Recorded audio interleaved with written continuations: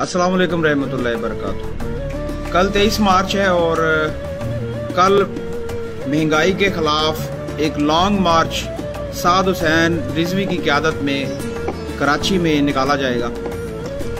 इसको उन्होंने नाम दिया है महंगाई नजात मार्च। मेरा एक मशवरा है कि साद हुसैन रिजवी अल्लामा मौलाना मोहम्मद इलियास कादरी साहब से वहाँ पे कराची में मुलाकात करें, क्योंकि वो भी अहले सुन्नत व जमात से ताल्लुक़ रखते हैं और हमारा जो अकीदा है, हमारा अकीदा भी अहले सुन्नत व जमात है।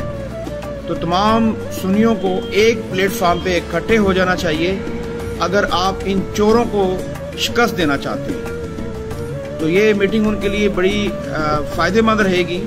बस इतना सा मेरा मशवरा था और ये मैसेज मैं आला हुकाम तक पहुंचाना चाहता हूं, जो तरीके लब्बैक के आला हुकाम है कि इस मैसेज को आप ज़्यादा से ज़्यादा फॉरवर्ड करें।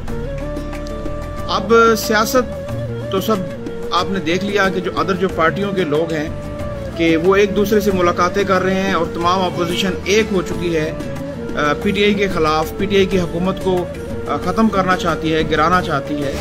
जो एक दूसरे को रोड पे घसीटने की बात करते थे कि हमने आपको अगर लाड़काना, लाहौर और इस्लामाबाद की सड़कों पे ना घसीटा तो मेरा नाम शहबाज शरीफ नहीं है।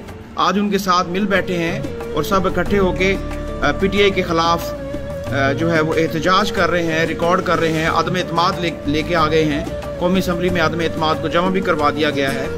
तो सियासत में आप लोगों को ज़्यादा से ज़्यादा अपने साथ लोगों को मिलाना चाहिए और जो लोग सच्चे लोग हैं उनको तो साथ डेफिनेटली मिलाना चाहिए।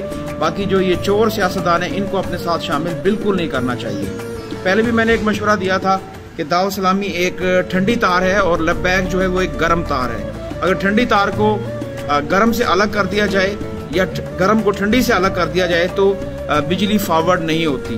दोनों तारों का मौजूद होना लाजमी होता है और दोनों तारें हों तो बिजली फॉरवर्ड होती है। तो ये एक मेरा पैगाम था, इतनी सी बात थी। अल्लाह हाफिज़।